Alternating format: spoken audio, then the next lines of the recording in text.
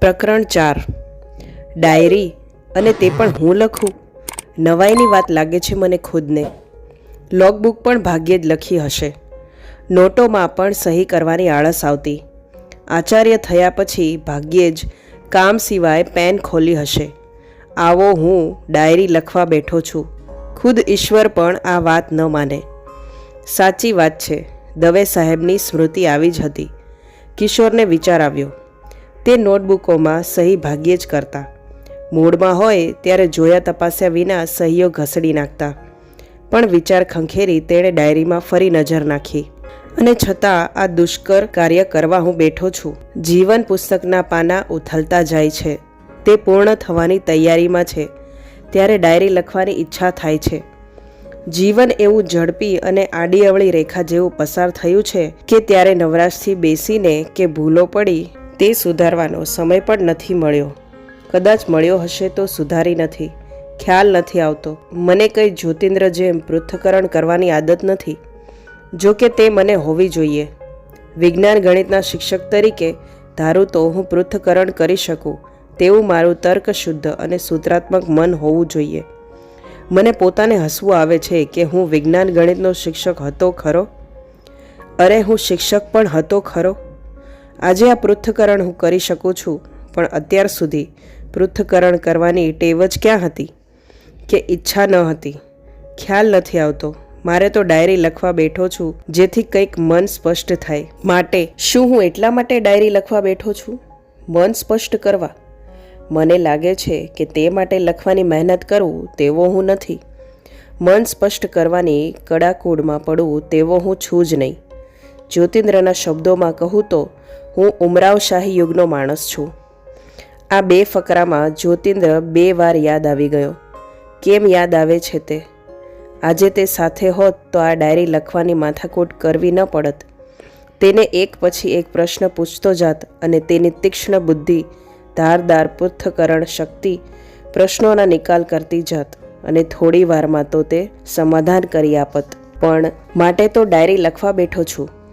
પ્રશ્નો અનસોલ્વડ રહી ગયા છે. આજે પણ તે મૂંઝવે છે. જીવનને આરે આવ્યો છું ત્યારે તે સોલ્વ ન થાય તો કંઈ નહીં, પણ છેવટે લખીને તો સમાધાન મેળવું. કિશોરે અસ્વસ્થતાથી શરીર હલાવ્યું. આમાં પણ જીવનના અંતની તો વાત આવી જ. અને સમસ્યા? કઈ સમસ્યા હશે દવે સાહેબને? તે પણ અનસોલ્વડ જ રહે તેવી? તેને ફરી શાહ સાહેબ યાદ આવ્યા. તેમને ખબર હશે. ફરી વિચારો ખંખેરી તેણે ડાયરી વાંચવી શરૂ કરી. આજે આ ઉંમરે થાય છે કે હું પણ મારી વાતો લખી નાખું અને કંઈક સમાધાન મેળવું. યાદ આવે છે કે જ્યોતિન્દ્રે એકવાર પ્રવચનમાં કહેલું કે ખ્રિસ્તી સંત, શું નામ હતું તેમનું? હા, કંઈક સંત ઓગસ્ટીન જેવું કંઈક હતું, જેણે કન્ફેશન નામે પુસ્તક લખેલું જેમાં પોતાની નબળાઈઓનું ખુલ્લું વર્ણન કરેલું. કિશોર ચમક્યો. Guilty conscious?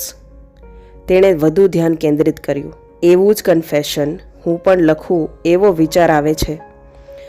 જો કે મેં મૂળ પુસ્તક વાંચ્યું નથી. આ મેં ક્યાં ખૂબ વાંચ્યું છે. તેથી મને કંઈ લખવાની આવડત નથી. એટલે કઈ સ્ટાઇલથી લખી શકીશ તેવું નથી. પણ હવે કંઈક લખવું તો પડશે જ. તો જ આત્મા શાંત થશે અથવા તેનો વહેમ તો રહેશે જ. પણ હા, લખવાનો હેતુ શું? જ્યોતિન્દ્ર હોત તો પૂછત. કંઈ પણ લખવાનો હેતુ તો હોય જ ને. એમાં કંઈક સંદેશો છે. હા જ્યોતિન્દ્ર, હા છે. તેમાં મારે મારા જીવન પરથી સંદેશો આપવો છે. જો કે મને ખબર નથી કે આ કોણ વાંચશે, પણ જે વાંચશે તેને સ્પષ્ટ સંદેશો મળશે. પણ કોઈ ન વાંચે તો હું ક્યાં કોઈ વાંચે તે માટે લખું છું. હું તો અનુભૂતિ માટે લખું છું. અને વળી કન્ફેસ કરવા લખું છું ને.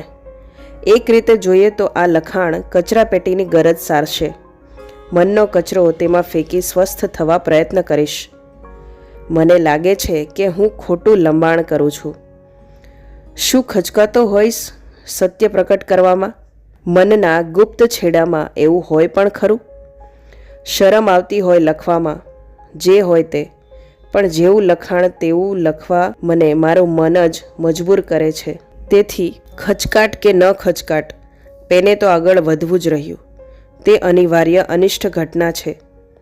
મારા જીવનનું પ્રેરક બળ કયું? મહત્વાકાંક્ષા. કિશોરથી સ્વગત બોલી જવાયું.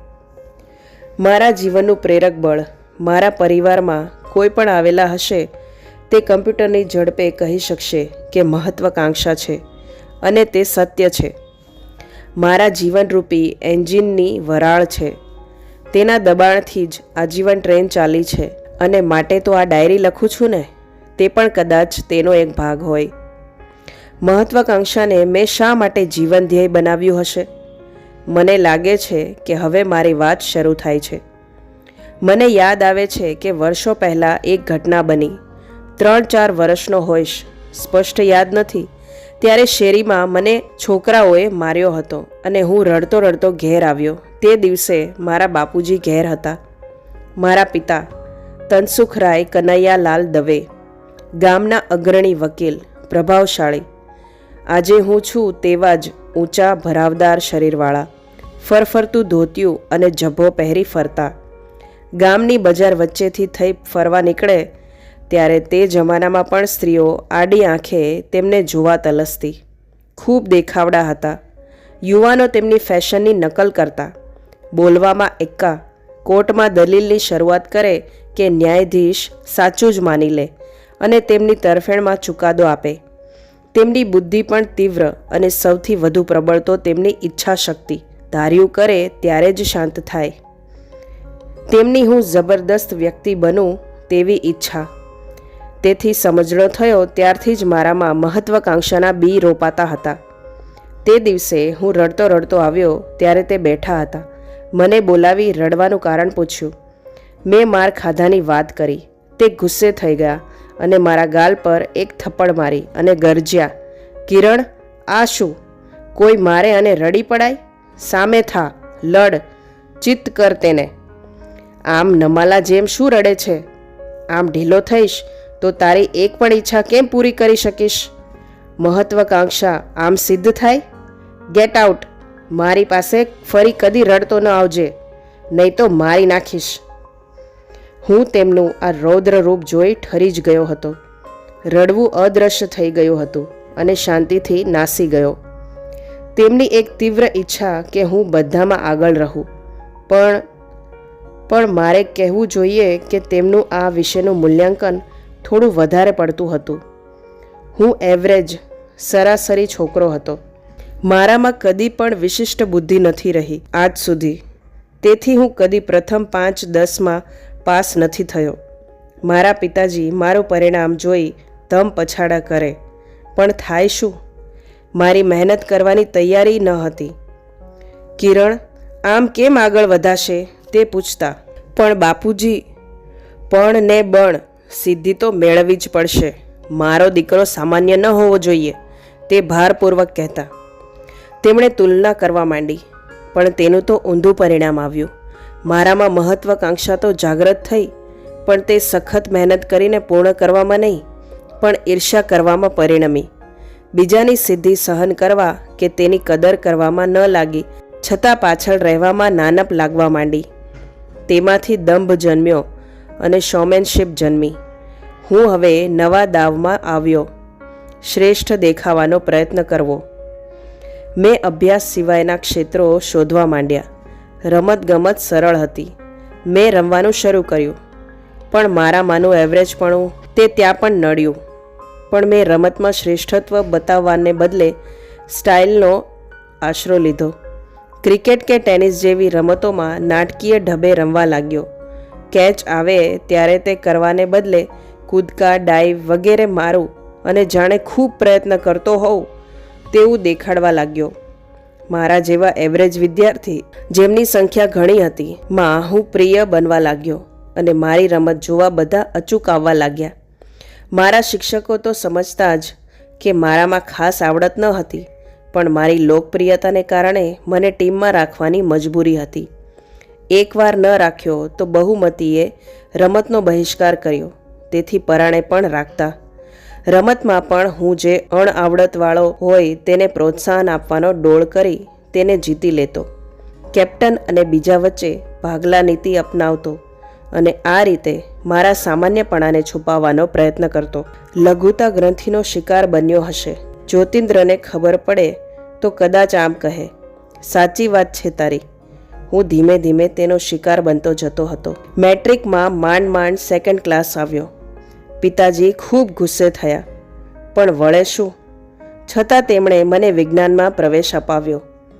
મને મનમાં તો ગમતું ન હતું, પણ હવે તો હું પણ શીખી ગયો હતો.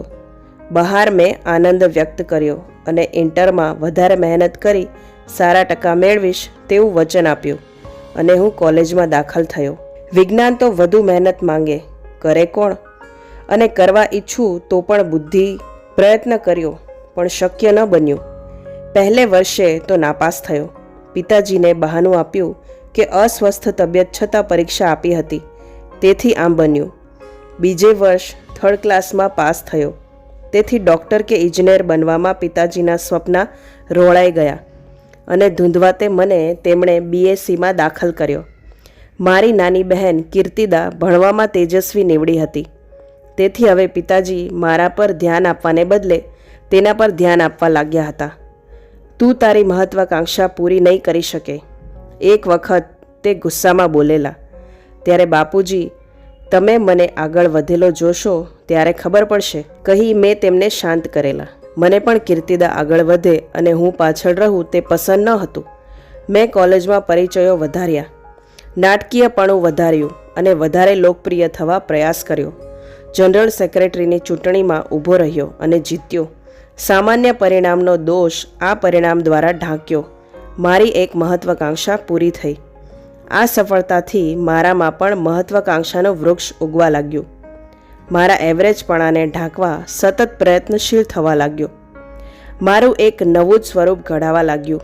એકવાર પ્રાર્થના સભામાં જ્યોતિન્દ્રે વાત કરેલી પેલા ડૉક્ટર જેકિન અને હાઇડની, મારા પણ તેવા જ બે સ્વરૂપ ઊભા થવા લાગ્યા. જેમ તેમ કરીને BSc તો થયો.